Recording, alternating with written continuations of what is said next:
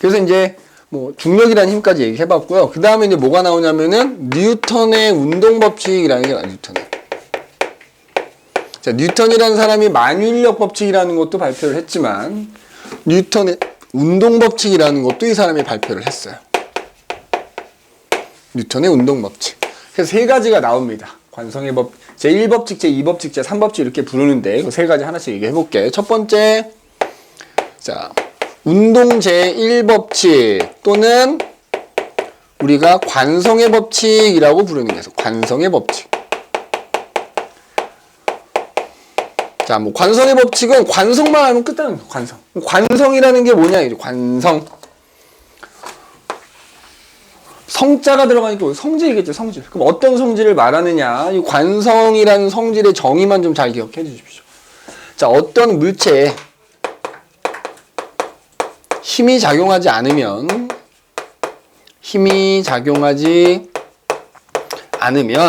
그 물체가 원래의 운동 상태를 계속 유지하려는 성질, 이렇게. 계속 유지하려는 성질을 관성이다, 이렇게. 물체에 힘이 작용하지 않는다면 원래의 운동 상태를 계속 유지하려고 하는 성질을 관성이라 한다고. 근데 사실 우리가 살고 있는 이 지구에서 방금 전에도 중력 얘기를 했지만 힘이 작용하지 않는 경우는 없어요. 근데 힘이 작용하지 않는 것과 마찬가지인 상황이 되는 경우가 있지. 아까 뭐였지? 평형, 합력이 뭐면 0일 때는. 그러니까 아예 우주 공간처럼 아예 힘이 진짜 작용하지 않거나 혹은 그 물체에 힘이 작용하지만 그 물체에 작용하는 힘들의 합이 0이라면 그 물체는 원래의 자기가 갖고 있던 운동 상태를 계속 유지하려고 한다고요. 그 원래 운동 상태라는 게 뭐냐면 예를 들자면 이런 거지. 어떤 물체가 멈춰 있었어. 내가 멈춰 있는데 나한테 아무런 힘이 작용하지 않는다면 내가 움직일 이유가 안 움직이겠지, 당연히. 그냥 뭐야? 멈춰 있던 애는 계속 뭐 한다? 멈춰 있으려고 할 것이고, 만약에 움직이고 있는 물체라면, 자, 움직이고 있는 물체는 뭐가 있어? 얘가 움직이는 빠르기가 있을 것이고, 그지? 속력 또는 속도라고 하지. 그 다음에 얘가 움직이고 있는 방향이 있을 거 아니니? 근데 만약에 얘한테 힘이 작용해. 자, 지금 내 기준으로 오른쪽이고 니네 기준으로는 왼쪽인 거잖아? 그러면 너희 기준으로 왼쪽으로 가고 있는데 왼쪽으로 힘을 주면 얘는 어떻게 돼? 빨라질 거 아니야? 내가 뛰어가고 있는데 뛰어가는 방향 뒤쪽에서 누가 날 밀면 나 빨라지잖아. 반대로 얘가 너희들 기준으로 왼쪽 가고 있는데 내가 이거 오른쪽으로 밀면 얘 어떻게 되지? 멈추거나 혹은 반대 방향 바뀌겠지? 근데 그게 아니란 말이지. 혹은 뭐 힘이 이렇게 주어지면 얘가 이렇게 갈 거고 이렇게 주어지면 이렇게 갈 거야. 그치? 뻑큐하는 거 아니야. 그치? 오해하면 안 돼. 손가락이 선생님이 이뻐서 이걸로 하는 거예요. 내 손가락 중에 제일 이쁜 손가락. 아무튼 힘이 작용하지 않으면 얘가 어때? 그냥 가는 빠르기도 그대로일 것이고 방향도 어때? 변하지 않고 계속 한 방향으로 가겠지.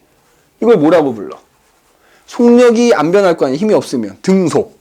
방향이 안 변하니까 계속 직선으로 가거든. 등속, 직선 운동. 그래서 만약에 움직이고 있는 물체는 아무런 힘이 작용하지 않는다면은 계속 뭐야?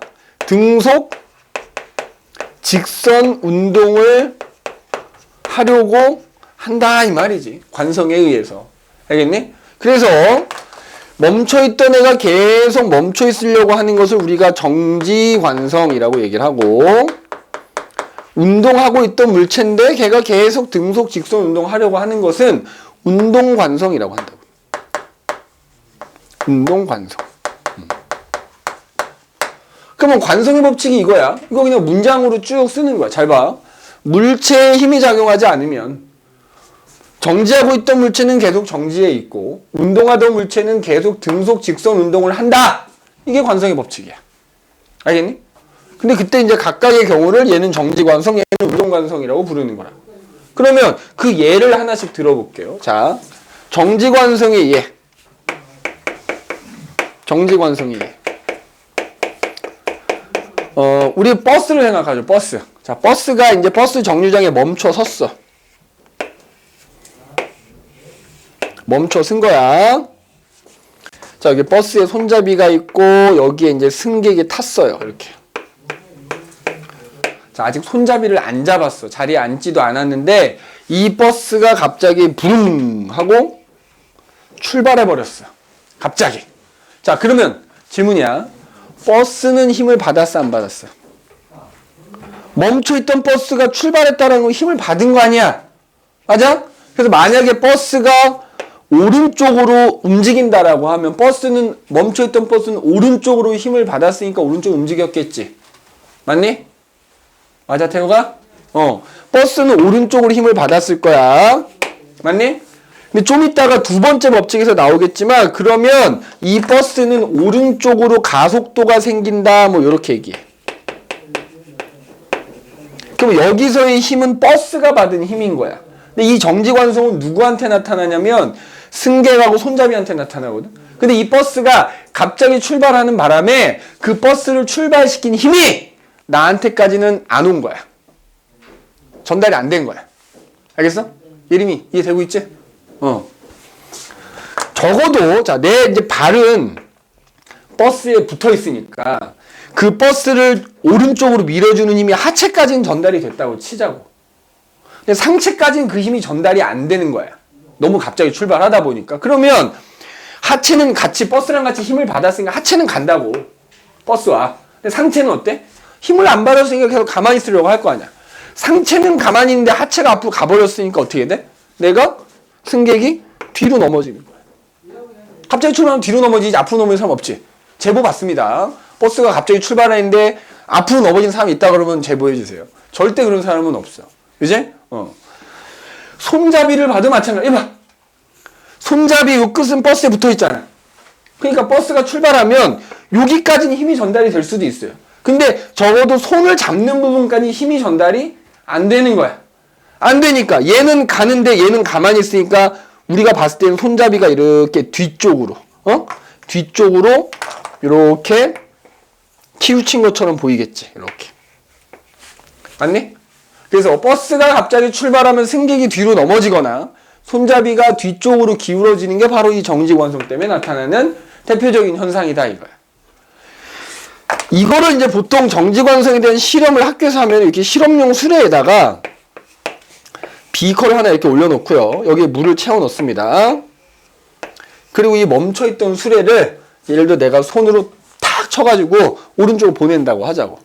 그럼 갑자기 수레를 탁 치면 수레는 힘을 받았으니까 버스와 마찬가지로 오른쪽 가겠지. 근데 내가 탁 친 힘이 이 물까지는 전달이 안 돼. 적어도 아래쪽까지는 전달돼도 위쪽까지는 전달이 안 된다고. 그럼 아래쪽에 있는 물은 가려고 하는데 위쪽에 있는 물은 그대로 있으려고 하다 보니까 수면이 어떻게 돼?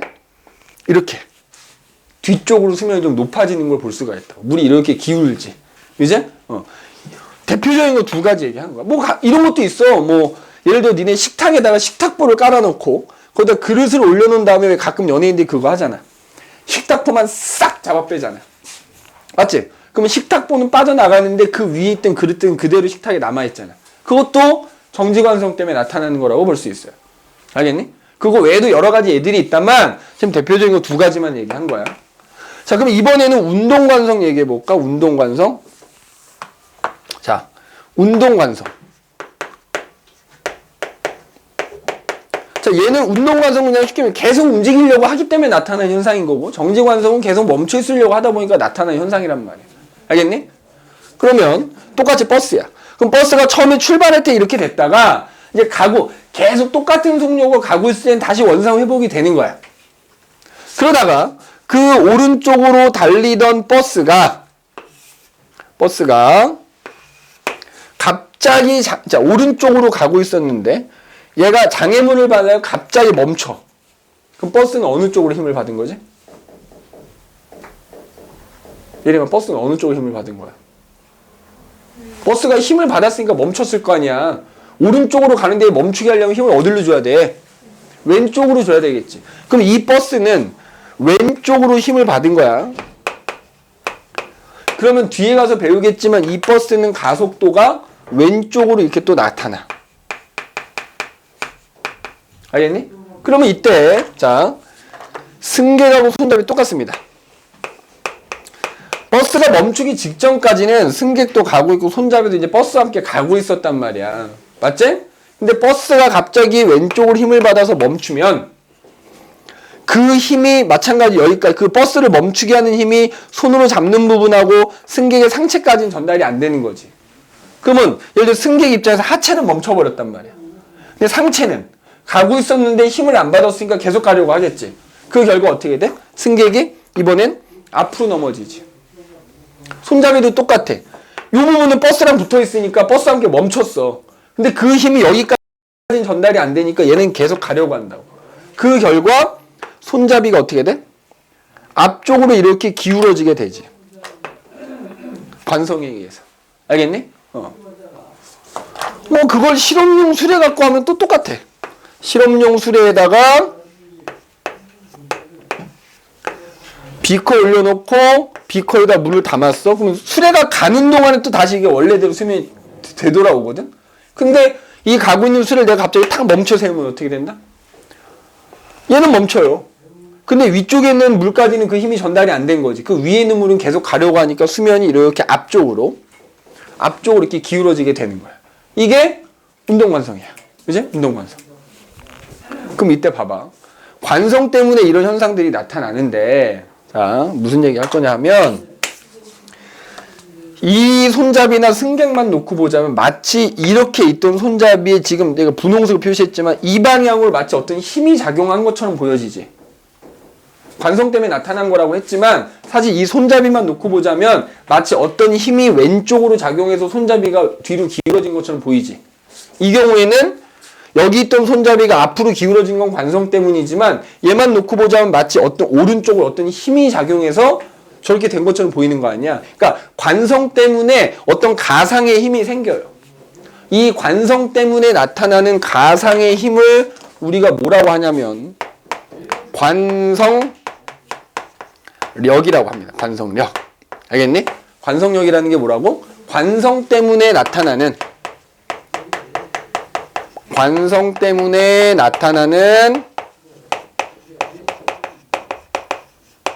가상의 힘을 우리가 관성력이라고 한다고요. 항상 공부할 때 힘에 대한 얘기가 나오면 아까 처음에 얘기했지. 힘이라고 하는 거는 크기도 있고 뭐도 있다? 방향도 있다 그랬지? 맞아? 방향도 있다 그랬어. 그래서 얘도 어쨌든 가상의 힘이든 뭐든 힘이니까 두 가지를 생각하자는 얘기야. 그럼 그 관성력이라는 힘의 방향은 어느 방향으로 나타나는 것이며 그 관성력이라는 힘의 크기는 얼마나 되느냐 요걸 얘기해 보자고요. 항상 두 가지. 힘에 대한 거 나오면 두 가지 생각해야 돼. 자, 여기 방향 선생님이 표시해놨지. 지금 이 정지관성에서는 요 방향으로 관성력이 결국 나타난 거야. 이 운동관성에서는 이 방향으로 관성력이 나타난 셈인 거야. 지금 관성력 봐봐. 누구랑 반대지? 버스가 받은 힘과 반대 방향이지? 버스가 받은 힘과 반대 방향이지. 근데 뒤에 가서 배우겠지만 그 힘의 방향으로 가속도가 생기거든. 그래서 우리가 관성력의 방향은 버스 기준으로 그냥 버스의 가속도와 반대 방향으로 나타난다 이렇게 얘기해. 알겠니? 뭐랑 반대 방향? 가속도와 반대 방향으로 나타난다 이렇게 얘기한다. 가속도와 반대 방향. 가속도와 반대 방향으로 관성력이 나타난다 이렇게 얘기합니다. 그러면 관성력의 크기는 어떻게 되느냐? 관성력을 우리가 F라고 표현하면 이렇게 쓰거든. 뭐 요 수식 자체는 지금 나온 게 아니고 이제 뒤에 나오는 얘기긴 한데 그냥 이걸 말로 선생님이 풀어서 설명을 하자면 자 마이너스는 요 방향을 의미하는 거야. 반대 방향으로 나타난다는 걸 의미하는 거고 자 여기서 M은 우리가 앞에서 얘기했던 질량을 뜻하는 거고요. A라고 하는 것은 가속도라는 걸 뜻해. 그럼 이걸 말로 해석하면 관성력이라는 힘은 뭐가 클수록 그 관성력이 작용하는 물체의 질량이 클수록 관성력이 어떻다? 크다는 거야. 알겠니? 자 여기다 그냥 말로 쓸게. 물체의 질량이 클수록 질량이 클수록 이 관성력이라는 힘도 크게 나타난다. 이렇게 얘기해요. 알겠니? 그 다음에 또 굳이 여기 있는 거 갖고 얘기하자면 그 가속도가 클수록, 그지? 물체에 작용한, 혹은 그 버스에 작용한 가속도가 클수록 관성력도 크다 이거야. 근데 여기서 이제 너희는 요거만 일단 생각을 하자고. 질량이 클수록 관성이 크다. 자, 관성력이 크다라는 건 뭐야? 관성이 크다라는 걸 의미하는 거야, 관성. 자, 관성력이 크다. 관성이 크다. 관성력이 크다라는 것은 관성이 크다 뭐 이렇게 얘기하면 돼. 그럼 관성이 크다라는 건 뭘 의미해? 자, 멈춰있던 애가 관성이 크면 계속 멈춰있으려고 할 거 아니야. 그럼 멈춰있으려고 하는 게 크다는 거지. 그럼 다르게 표현하면 뭐야? 잘 안 움직인다는 거. 알겠니? 자, 관성이 크다라는 거는 뭐야? 만약에 멈춰있던 물체라면 관성이 클수록 잘 안 움직이는 거야. 반대로 움직이고 있는 물체는 계속 등속 직선 운동을 하려고 한다고 했잖아. 관성에 의해서. 그럼 관성이 클수록 계속 등속 직선 운동을 계속 하려고 하니까 바꿔 말하면 잘 안 멈춘다는 얘기가 되는 거야. 그러니까 멈춰있던 애가 잘 안 움직이면 관성이 큰 거고요. 움직이던 애가 잘 안 멈추게 되면 그만큼 관성이 크다 생각하면 돼. 그러면 봐봐. 질량이 클수록 관성력이 크다 그랬잖아. 니네 생각을 해봐. 예, 여기에 바위가 요만한 애가 하나가 있고 이만한 애가 하나가 있어. 누가 질량이 더 커? 얘가 더 크겠지. 그럼 니네가 힘을 줘서 밀었을 때 누가 더 잘 안 움직여? 당연히 얘가 잘 안 움직이지? 관성이 큰 거야, 그만큼. 반대로 도로에서 조그만 그 경차가 나를 향해 오고 있고 큰 대형차가 하나 이렇게 오고 있어. 내가 이거를 힘을 줘서 멈춰 세우려고 하면 어때? 물론 둘 다 깔려 죽을 확률은 있지만 누가 더 잘 안 멈추겠어? 큰 버스가, 큰 트럭이 더 잘 안 멈추지. 그러니까 실제로 니네가 트럭을, 자동차를 타고 가다가 급브레이크를 밟으면 어떻게 돼? 관성 때문에 계속 가려고 하거든? 그러니까 질량이 좀 작은 애들은 금방 멈추, 찌익 미끄러져서 금방 쓰는데 큰 차들은 어때? 브레이크를 밟아도 안 서. 계속 가. 제동거리라고 하거든, 제동거리. 그러니까 그만큼 질량이 클수록 또 잘 안 멈춘다, 이 얘기. 그래서 어떨수록 물체의 질량이 클수록 관성이 크다 이렇게 생각하면 됩니다. 그래서 관성이 크다라는 것은 멈춰있던 놈 기준으로는 잘 안 움직인다는 얘기고 움직이고 있던 놈 기준으로는 잘 안 멈춘다는 얘기야. 알겠지? 그렇게 기억을 좀 해두시면 될 것 같다. 될 것 같다. 그러면 자, 거기 엘리베이터 그림이 하나 나오거든. 자, 그걸 한번 설명을 해볼게. 우리가 이제 엘리베이터를 타고 오르내릴 때도 그 관성을 우리가 느낄 수 있거든. 잘 봐.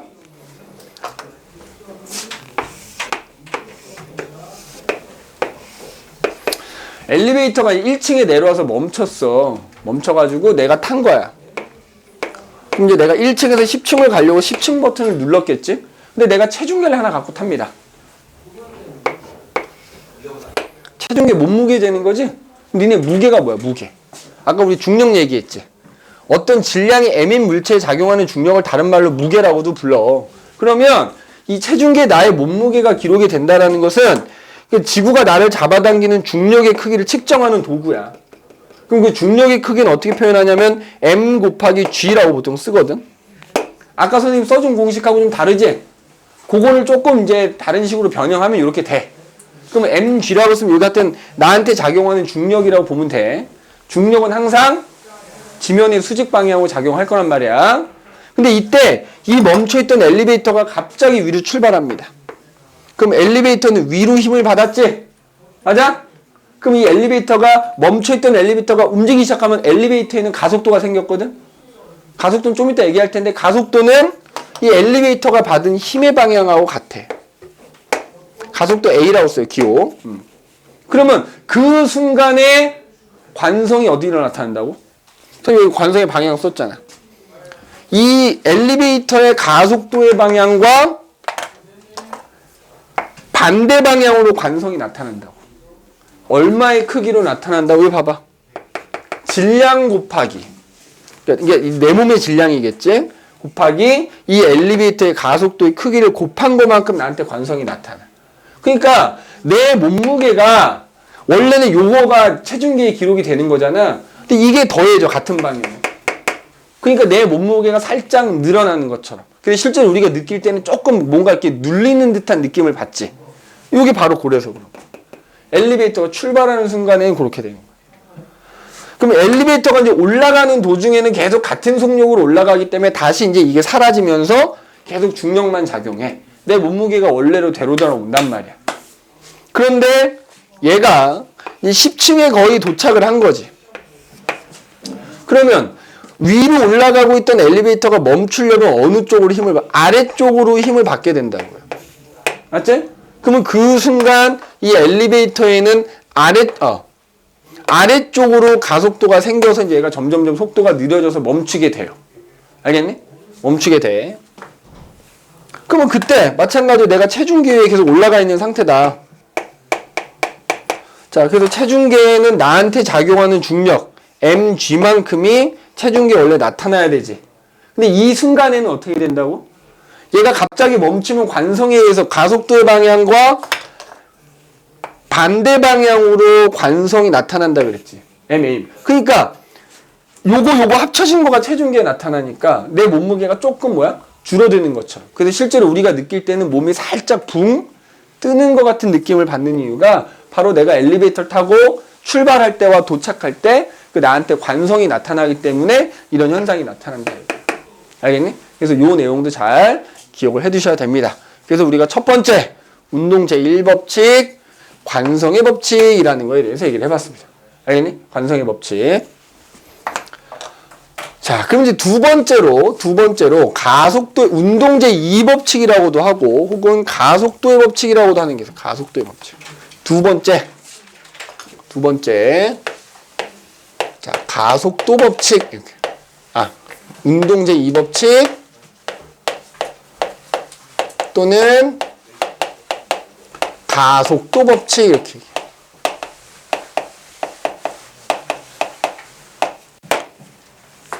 자, 그럼 얘도 우리가 뭘 알아야 되겠어? 가속도의 법칙을 이해하려면 가속도가 뭔지를 알아야 되겠지. 가속도. 맞니? 자, 그럼 가속도라는 게 뭐냐? 기호로는 이제 A라는 기호를 쓰고요. A라는 기호를 쓰고 가속도라는 건 뭐냐면 속도가 변하는 정도라고 생각하면 돼. 알겠지? 가속도가 뭐라고? 어떤 움직이는 물체가 속도가 변하는 정도를 나타내는 게 가속도다 뭐 이렇게 생각하면 됩니다. 알겠니? 속도가 얼마나 변했느냐. 그 변한다라는 게 빨라질 수도 있고 느려질 수도 있어. 그죠? 그래서 이거 한참 설명하고 나면 어떤 친구들은 속도가 빨라질 때만 가속도가 있다고 생각을 하는데 속도가 느려지는 것도 속도가 변한 거기 때문에 그때도 가속도가 있는 거야. 그러면 봐봐. 관성은 힘이 작용해야 돼, 안 해야 돼? 안 해야지만 관성이 나타나는 거잖아. 그 관성이 나타나는 그 주체 입장에서. 그지? 버스는 힘을 받았어도 그 버스 안에는 내가 힘을 안 받아야 나한테 관성이 나타날 거 아니니? 근데 운동 제2법칙부터 속도가 변하려면 뭐가 있어야 돼? 이제부터는 그 물체에 힘이 작용한 거야. 자, 앞으로 선생님이 힘 그러면 그건 다 무슨 힘을 말하는 거냐면 그 물체에 작용하는 모든 힘을 다 합한 합력 또는 알짜 힘을 말하는 거야. 그러니까 이제는 어떤 물체에 힘이 작용하면 가속도라는 게 생기는 거지. 속도가 변한다 이 말이지. 맞지? 그럼 잘 봐봐. 선생님이 이제 얘기하는 상황은 특정 상황만을 얘기할 거야. 물체가 직선상에서 움직이는 경우만 갖고 얘기를 할 겁니다. 알겠니? 직선상에서 움직이는 경우만 갖고 얘기를 할게. 자, 요것도 가속도의 의미 정도만 일단 얘기하고 잠깐 쉴 테니까 잘 보세요. 시험시험 갈게. 바닥에 말이야. 바닥에 멈춰있던 어떤 물체가 있어. 멈춰있는데 그럼 얘는 속도가 얼마겠어? 현재는 0이겠지. 그지? 그런데 예를 들어 동빈이가 이 물체를 오른쪽으로 힘을 줘가지고 밀고 가는 거야. 힘 주면서 계속 밀고 가는 거지. 근데 내가 만약에 한 2초 동안 동빈이가 한 2초 동안 밀고 갔다고 합시다. 자, 멈춰있던 애 오른쪽으로 밀었으니까 오른쪽으로 움직이겠지? 그래서 2초 후에는 이제 뭐 예를 들어 여기를 지나간다고 하면은 2초 후엔 당연히 움직이고 있는 상황이니까 멈춰있을 때보다 속도가 어때? 빨라졌겠지? 같은 방향으로 밀었으니까, 그지? 그래서 만약에 이때 속도가 4라고 하자고, 4. 단위는 속도의 단위 알지? 속도의 단위 뭐지? 기본적으로 미터 퍼 세컨드가 가장 이제 표준적으로 많이 사용이 되지. 그럼 만약에 4미터 퍼 세컨드라고 합시다. 알겠어? 4미터 퍼 세컨드라고 하지. 그럼 얘는 속도가 얼마 변한 거야? 니네 항상 변화량은 나중 거에서 처음 거 빼주는 거거든? 그럼 만약에 2초 동안의 속도가 얼마나 변했냐라고 물어보면 2초일 때 속도 4에서 처음의 속도 0을 빼면 되겠지. 근데 가속도라, 그러면 이제 속도가 변했으니까 이 물체는 뭐가 생긴 거야? 가속도가 생긴 겁니다. 가속도가. 속도가 변했어요. 근데 엄밀하게 말하면 그냥 속도가 변하는 정도가 아니라 뭐야? 1초당 속도가 얼마나 변하느냐를 나타내는 게 가속도라고요. 자, 그러면 선생님 봐봐. 속도, 그러니까 결국 따지면 이렇게 되거든. 속도 변화량을 그 속도가 변하는데 걸린 시간으로 나눠준 게 결국 1초당 속도 변하는 정도를 나타내는 가속도라 이 말이지. 그럼 봐봐.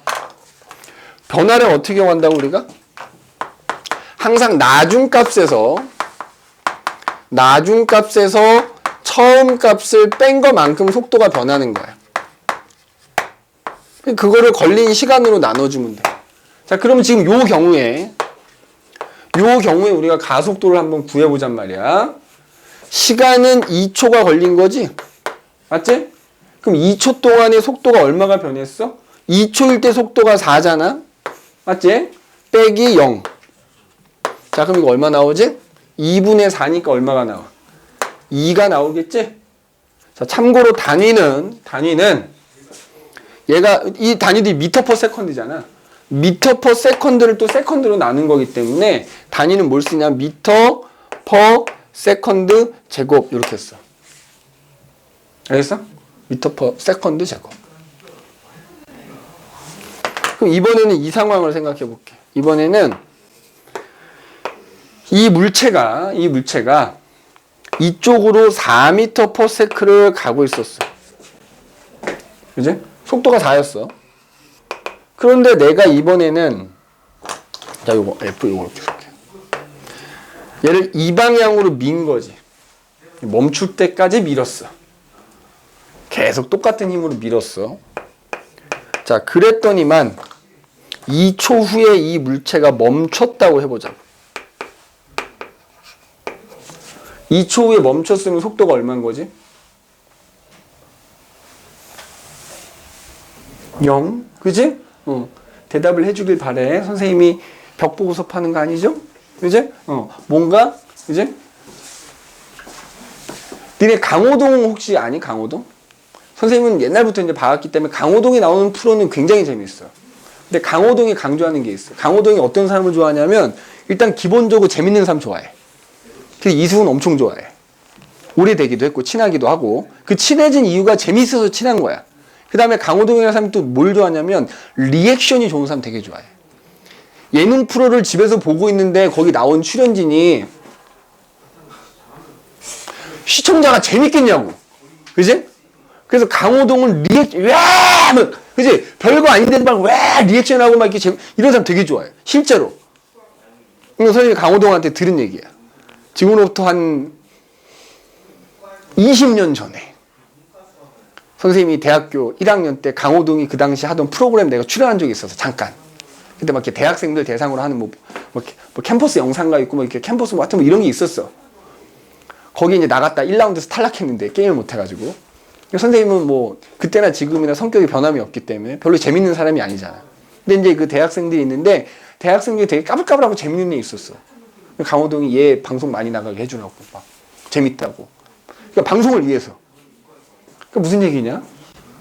선생님도 그런 리액션이 필요하다는 얘기지. 선생님 수업할 때, 그지? 리액션. 틀려도 되니까 대답해. 그지? 답이 4인데 A라고 대답해도 돼. 혼내지 않을게. 그지? 그러니까 그런 리액션이 필요하다. 그래서 이제 얘가 2초가 되면 이제 멈추니까 속도는 당연히 얼마가 됐겠어? 0이 됐겠지. 그럼 자, 얘는 2초 동안의 가속도, 이건 약간 요거 아까 가속. 이때 가속도는 어떻게 될까, 그럼? 변화량은 항상 나중 속도에서 처음 거 뺀다 그랬지? 맞아? 그럼 얘는 속도가 0 빼기 4가 되는 거 아니야? 속도 변화가. 맞죠? 시간은 2초가 흐른 거잖아. 그럼 얘는 이걸 계산하게 되면 얼마가 나오지? 마이너스 2m/s 제곱이 나오지. 그러니까 가속도라는 거를 따져봤더니 어떨 때는 플러스 값이 나온 거야. 어떨 때는 마이너스 값이 나온 거야. 자, 여기서 이 플러스나 마이너스는 플러스가 나오면 그만큼 증가한다는 뜻인 거고요. 플러스가 나오면 그러면 여기서 2m/s 제곱이라는 건 뭐냐면 이 물체는 1초당 2m/s씩 속도가 빨라지고 있다는 걸 의미하는 거야. 가속도가 마이너스가 나왔다라는 건 뭐다? 그만큼씩 이 뒤에 이만큼씩 감소하고 있다는 걸 뜻하는 거야. 그런데 이 가속도도 아까 맨 처음 했던 얘기 기억하는지 모르겠다만 벡터량이야. 가속도라는 것도 뭐가 있다? 방향이 있다는 거야. 자, 우리가 아까 선생님이 얘기했지. 통상적으로 오른쪽 방향을 보통 플러스로 많이 표시하거든. 그럼 여기서 플러스는 얘가 증가한다는 의미도 있지만 이게 방향도 의미하는 거야. 가속도가 플러스 방향이다 이거지. 그러니까 힘을 오른쪽으로 줬더니 가속도가 플러스 나왔잖아요. 힘을 왼쪽으로 줬더니 가속도가 마이너스가 나왔잖아요. 자, 참고로 가속도의 크기는 이렇게 구해주면 되고요. 가속도의 방향이 있다. 가속도의 방향은 뭐랑 같다? 그 물체에 작용한 힘의 방향하고 같대. 그럼 여기 아까 봐봐.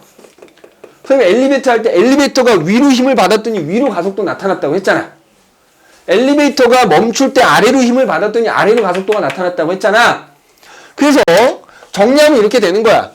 이게 가속도의 크기를 구하는 거라면 가속도는 마찬가지로 방향도 있다. 그래서 그 방향은 그 물체에 작용한 힘의 방향하고 같고 우리가 그래서 그걸 표시할 때는 이렇게 플러스 마이너스 표시한다고. 그러니까 플러스라는 의미가 증가한다는 의미도 있지만 그 방향이라는 그 플러스 방향이라는 것도 포함한다고요. 마이너스는 감소한다는 의미도 있지만 마이너스 방향이라는 것도 포함한다고요. 일반적으로 플러스 방향 오른쪽, 마이너스 방향 왼쪽을 많이 한단 말이야. 알겠니? 그럼 얘는 오른쪽 방향으로 가속도가 2씩 증가한다 이런 뜻이 되는 거고 속도가 2씩 증가한다는 뜻이 되는 거고 얘는 왼쪽 방향으로 2씩 감소한다는 뜻이 되는 거야. 알겠니? 근데 이게 가속도야. 이게 가속도. 그러면 운동제의 이 법칙은 뭐냐면 그러면 이 가속도하고 그 물체의 질량하고 그 물체에 작용하는 힘하고는 어떤 관계가 있겠냐를 나타낸 게 가속도 법칙이야. 다시 한번. 이거는 이제 가속도에 대한 일반적인 사항이고 운동제 이 법칙은 뭐라고? 이 가속도하고 그 물체하고의 관계를 나타낸 거라고. 이 물체의 질량하고 가속도는 어떤 관계가 있고 이 질량이 뭐 얼마인 이 물체에 작용하는 힘하고 가속도하고 어떤 관계에 있는지를 나타낸 게 운동제 2법칙이라고요. 알겠니? 운동제 2법칙이야.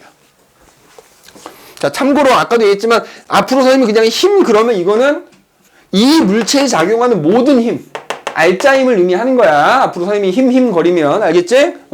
그러면 자, 가속도의 법칙 얘기해보자 이거지. 이것도 그냥 예로 들어줄게. 이해하기 쉽게. 자, 바닥에 뭐 예를 들어 질량이 2kg짜리인 어떤 물체가 이렇게 있다고 할게. 응? 그리고 여기에는 질량이 4kg짜리인 어떤 물체가 이렇게 있다고 할게. 자, 이 물체에 작용하는 알짜힘이 이제 오른쪽으로. 그래서 내가 오른쪽 민다고 표현할게. 오른쪽으로 예를 들어서 내가 10N의 힘으로 밀고 가는 거야. 한 2초 동안 밀고 갔다고 칩시다. 2초가 지났어. 여기를 지나가고 있다고 치자고. 그럼 지나가고 있을 때니까 속도가 있겠지. 자, 예를 들어서 그때 속도가 4m/s라고 쳐볼게. 이번에는 4kg짜리 똑같이 10N의 힘으로 밀고 가는 거야. 2초 동안 밀고 가는 거야. 근데 우리가 앞에서 배운 거 생각해봐. 4kg짜리가 2kg짜리보다 질량이 크니까 뭐가 크겠어? 관성이 클 거 아니야. 그럼 멈춰있던 얘네들이 관성이 크면 잘 안 움직인다 그랬지. 그러니까 똑같은 힘으로 밀어도 얘는 잘 안 움직여. 잘 안 움직인다는 얘기는 속도가 잘 안 변한다는 얘기가 되는 거잖아. 그러면 마찬가지 똑같이 어쨌든 어찌어찌 움직여가지고 2초가 지났어. 2초가 지나서 얘가 여기를 이렇게 지나간다고 치면 이때 같은 2초가 됐을 때 얘는 얘보다 어때? 관성이 커갖고 속도가 잘 안 변하는 애니까 속도가 당연히 이거보다 어때? 느릴 거란 얘기지. 맞지? 그래서 만약에 그냥 2m/s라고 하자 이거지. 느리니까 그냥 평생 2라고 해보자고. 3을 해도 되고 1을 해도 돼. 그냥 느린 거야. 그러면 이 경우는 2초 동안의 가속도가 얼마가 되는 거지? 계속 내가 똑같은 힘을 밀고 갔을 때 2초분의 시간. 그지? 속도가 얼마야? 0에서 4가 됐잖아. 그럼 4 빼기 0. 얼마야? 2m/s 제곱이 나오지. 얘는 얼마가 나오지? 얘도 마찬가지 2초 동안 속도가 변하긴 변하는 거 아니냐? 근데 잘 안 변해가지고 2가 됐잖아. 그럼 2 빼기 0. 얼마야? 이렇게 되지? 자, 그럼 이 경우와 이 경우에 동일한 힘으로 밀었는데 질량이 커. 가속도가 어때? 작더라는 거지. 아, 물체의 질량을 m이라고 하고 그 물체에 힘이 가해질 때 생기는 가속도를 a라고 하면 동일한 힘이 일정할 때는 질량이 클수록 가속도가 작구나. 질량하고 가속도가 서로 뭐구나. 반비례하는구나. 이렇게 돼. 맞아? 반비례하더라는 거야. 자, 그래서 봐. 이거 그래프로 그냥 나타내면 반비례 그래프 그려주면 돼. 여기가 가속도 A고 여기가 질량이 M이라고 한다면 반비례니까 이렇게 된다 이거지. 알겠어? 자, 이번에는 하나만 더 봐. 이번에는 똑같이 4kg짜리야. 그럼 뭐 얘하고 얘한테 나타나는 관성 동일할 거 아니야. 그지? 근데 이번에는 얘를 20N의 힘으로 2초 동안 밀고 간 거야. 자, 봐봐. 2초 후가 됐어. 물론 여기 똑같은 위치는 아니겠지. 똑같은 위치는 아닌데 그냥 그림상 이렇게 그려놓은 거야. 얘는 속도가 얼마일까? 2보다 빠를까 느릴까? 상식적으로 더 빠르지 않겠냐? 더 세게 밀고 가는데 그치? 얘가 더 빠를 거 아니야. 근데 만약에 2초 후에 얘가 속도가 뭐 얘는 4라고 치자 그러면 그럼 얘 가속도 똑같이 얼마 나와? 2 나오지? 그러면 얘랑 얘를 비교하면 질량이 똑같을 때는 그 물체에 작용하는 힘이 클수록 가속도도 크더라 이거지. 그러면 여기서 얘네 둘을 비교하면 물체의 가속도하고 물체에 작용하는 힘하고는 서로 뭐하다 비례하는구나. 뭐가 똑같을 때는? 질량이 똑같을 때는 그 물체에 작용하는 힘이 세면 셀수록 가속도가 크게 나타나는구나 이거야. 알겠니? 자, 그러면 이것도 뭐 그래프로 그리면 여기가 A고 여기가 F라고 한다면 비례니까 뭐 그냥 이렇게 그려지겠지. 이 둘을 종합한 게 가속도의 법칙이라고 생각하면 돼. 그럼 이렇게 정리할 수 있어. 해봐.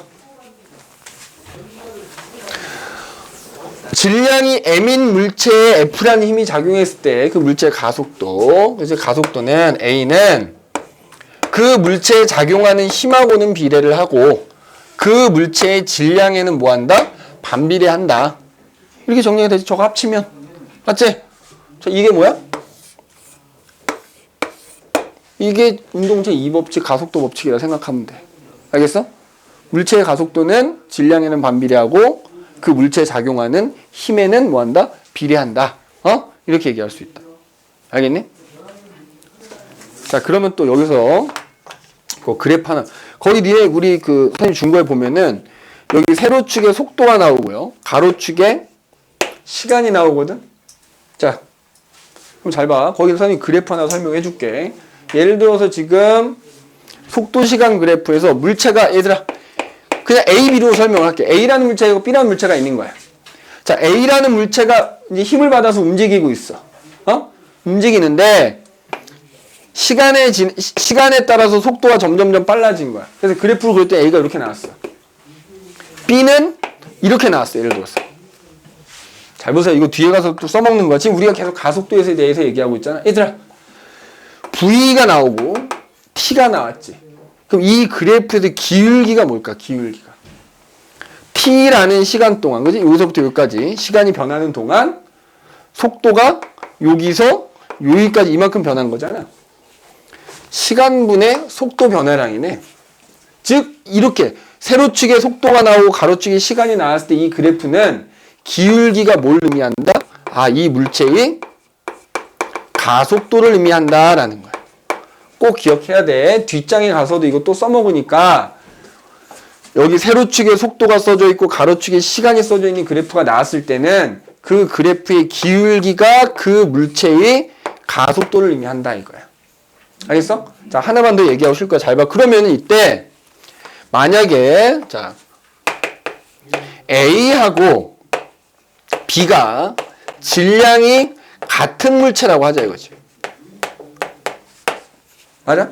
질량이 같은 물체라고 칩시다. 그럼 지금 누가 가속도가 더 큰 거야? 가속도는 누가 더 큰 거야? 기울기가 가속도라고 했으니까 A의 물체와 B 물체 중에서 누가 가속도가 더 큰 거야? A가 크겠지요. 그러면 A가 B보다는 가속도가 큰 거거든?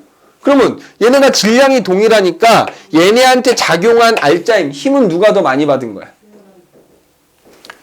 힘하고 가속도하고 비례한다며. A하고 B가 질량이 똑같은데 A가 가속도가 크다는 얘기는 A가 받은 힘이 더 크다는 얘기가 되는 거라고요. 뭐 지금 여기 숫자로 표현할 수는 없지만 만약에 B가 F라는 힘을 받았다. 그러면 A는 뭐 2F나 3F만큼의 힘을 받은 거라고 보면 된다 이거지. 힘을 많이 받았으니까 같은 시간 동안 속도가 더 많이 변했다고. 근데 만약에 이번에는 이 두 물체가 동일한 힘을 받은 거야. 그러면 지금 마찬가지로 가속도는 여전히 A가 크니까 질량은 누가 더 큰 거냐? 질량하고 똑같은 힘을 받을 때는 질량이 작을수록 가속도가 큰 거란 말이야. 반비례니까. 그죠? 그럼 이 경우에 A하고 B가 똑같은 힘을 받았는데 이렇게 운동을 했어. 속도가 시간에 따라 이렇게 변해갔다는 얘기는 질량은 누가 더 크다는 얘기야? A보다는 B가 더 크다는 얘기지. B의 질량이 더 크니까 같은 힘을 주더라도 속도가 잘 안 변한 거지. 알겠니? 요 두 내용을 좀 잘 기억을 해 두셔야 됩니다. 요런 그래프가 나왔을 때는 이런 관계를 물어본다고. 알겠어?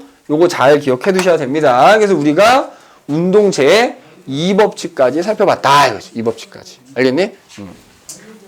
잠깐 쉬었다가 이어서 합시다. 자, 그 다음에 원래 이 운동 제2법칙에서는 아까 그 얘기했던 거에 운동방정식이라는 게 있는데 그건 나중에 선생님 따로 좀 설명을 할게요. 일단 세 번째로는 자, 운동 이제 제3법칙.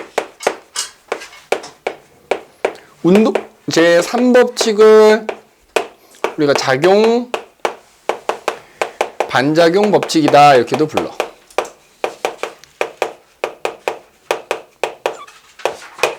그러면 이제 작용이 뭐고 반작용인지 뭔지만 이제 기억하면 되는 거야. 자, 무슨 얘기냐면 작용 반작용 법칙은 어떤 물체의 힘이 작용할 때는 항상 쌍으로 작용한다 이 말이야. 그게 무슨 얘기냐? 벽이 있어. 내가 벽을 때려. 분명히 내가 벽을 때렸거든? 근데 내 손이 아파. 그래서 더 열이 받아갖고 더 세게 때려? 더 아파? 그지? 그게 왜 그러냐?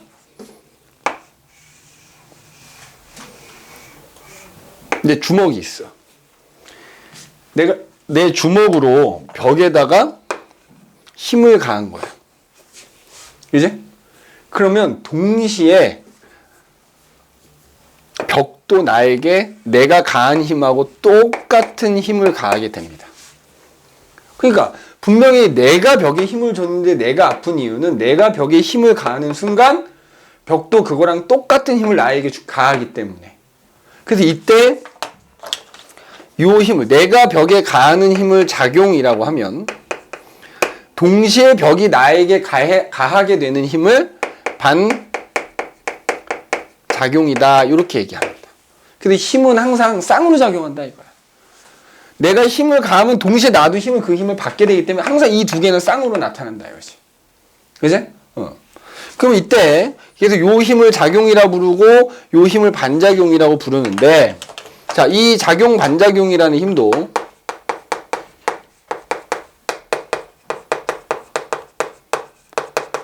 이 두 힘을 비교해 보잔 말이에요. 첫 번째, 내가 말로 얘기했지. 두 힘의 크기가 서로 어떻다고? 같다고요. 내가 벽에게 10N의 힘을 주면 벽도 동시에 나에게 10N의 힘을 가하게 돼. 이 작용과 반작용이라는 두 힘의 크기가 어떻다? 같다고. 알겠니? 그 다음에 지금 이 그림에도 써져 있지만 두 번째, 이 두 힘의 방향이 어때? 서로 반대가 되지? 맞지? 그 다음에 자, 이쯤 되면 너희가 뭐가 떠올라야 돼? 아까 선생님이 얘기했던 힘의 평형이 떠올라야 되는 거야. 자, 이 화살표의 양 끝을 연장한 선을 뭐라고 한다 그랬어? 작용선이라 그랬지? 지금 이 경우에 얘하고 얘가 작용선도 같아. 두 힘의 작용선도 일치합니다. 맞지? 선생님, 그러면 이거 아까 이렇게 되면 이거 서로 이 두 힘이 평형을 이루는 거 아닐까라고 얘기할 수 있지. 아까 선생님이 뭐 얘기했었어? 힘의 평형 얘기했었지. 어떤 물체에 작용하는 두 힘이 평형을 이룰 때 조건도 어땠어? 두 힘의 크기가 같았지. 그지? 그리고 두 힘의 방향이 어땠어? 얘네도 서로 반대였고. 그지? 근데 심지어 세 번째 평형을 이루려면 작용선도 어때야 된다 그랬어? 일치해야 된다 그랬지. 그럼 똑같은 거 아니야 이거. 맞지? 근데 이 경우는 작용 반작용이라 부르고 아까는 힘의 평형이라 불렀다. 뭔가 차이가 있으니까 그렇게 불렀을 거라고요. 자, 얘는 여기다 그림을 하나 살짝 그리면, 자, 어떤 물체가 있고 이 물체를 내가 이렇게 당기고 다른 사람 이렇게 당긴 거지. 크기가 같고 방향이 반대고 작용선 일치한 거잖아. 그러면 이 그림과 지금 이 그림을 보고 가장 결정적인 차이를 찾아내야 되는 거야. 뭘까? 가장 결정적인 차이. 얘는 잘 봐. 이 두 힘이 작용하는 게 같은 물체 아니니? 맞지? 이 힘도 이 물체에 작용을 했고 이 힘도 이 물체에 작용을 한 거잖아. 맞아? 그런데 얘는 어떻지? 이 힘은 벽에 작용한 거잖아. 맞지? 내가 벽에다 힘을 준 거잖아. 얘는 내 손에 작용한 힘이잖아. 그러니까 얘와 얘의 가장 결정적인 차이는 이거야. 두 힘의 작용점이 다른 거야. 작용점. 작용 반작용 관계에 있는 힘은 두 힘의 작용점이 서로 다른 물체야. 서로 다른 물체라고. 그런데 이 경우는 이 두 힘의 작용점이 같은 물체잖아. 맞지? 두 힘의 작용점이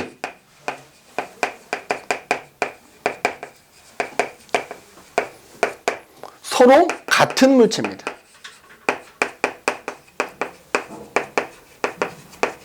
이게 가장 결정적인 차이인 거야.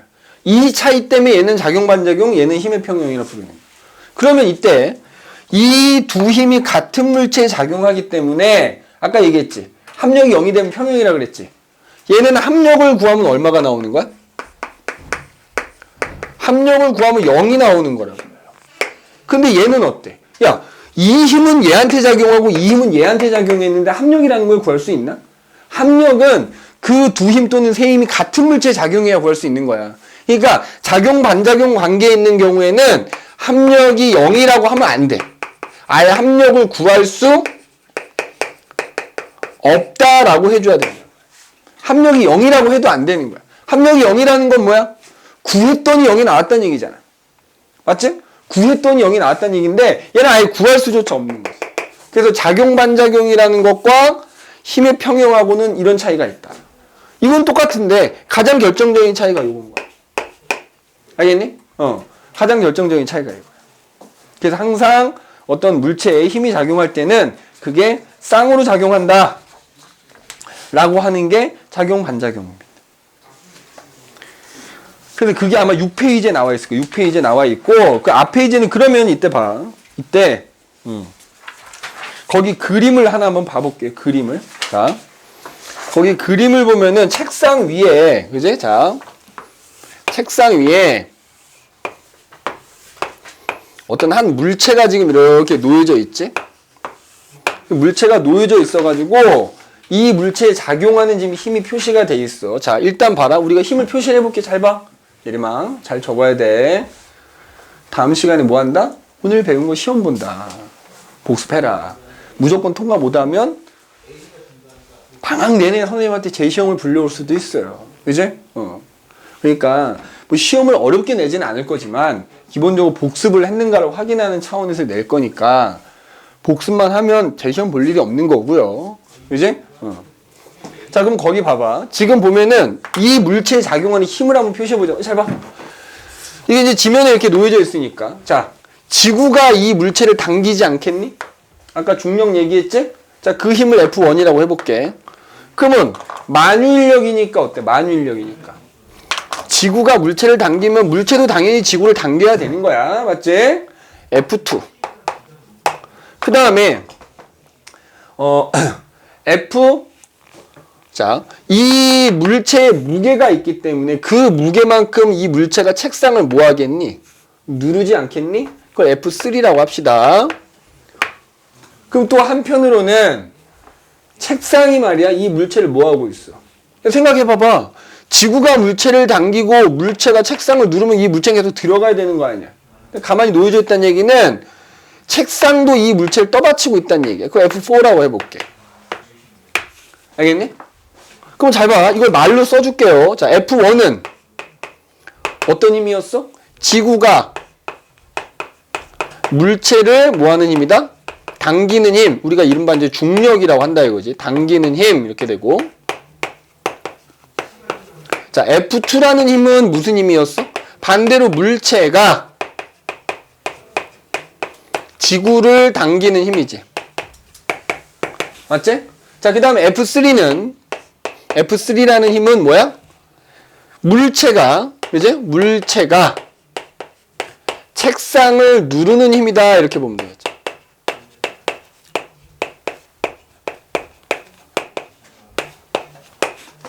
자, F4는 어떻게 되지? F4는 어떻게 돼? 책상이 물체를 떠받치는 힘이라고 아까 얘기했지, 그지? 책상이 물체를 떠받치는 힘. 이렇게. 자, 그럼 봐봐. 잘 들으세요. 힘이 이렇게 그냥 쭉 설명이 돼 있을 때 목적어 있지, 목적어. 을이 목적어잖아. 이 목적어가 그 힘이 작용하는 작용점입니다. 자, 그러면 봐봐. 선생님이 여러 힘들이 있을 때 봐라. 야, 지금 이 책상이든 책이든 가만히 멈춰 있다는 얘기는 어쨌든 얘한테 작용하는 힘들이 평형을 이루고 있기 때문에 그냥 가만히 있는 거거든. 맞지? 그러면 평형을 이루려면 뭐가 같아야 된다 그랬어? 작용점이 같아야 된다 그랬지. 그럼 잘 보세요. 지금 목적어가 작용점이라고 했으니까 목적어가 같은 게 누구하고 누가 있니? F1 물체를, 맞아? 책상의 물체를 목적어가 둘이 똑같지. 그러면 F1이라는 힘하고 F4라는 힘하고 지금 이렇게 나눠서 써놨지만 서로 뭐야? 작용점이 같아서, 그지? 근데 그 크기가 같아서 평형을 이루고 있는 거야.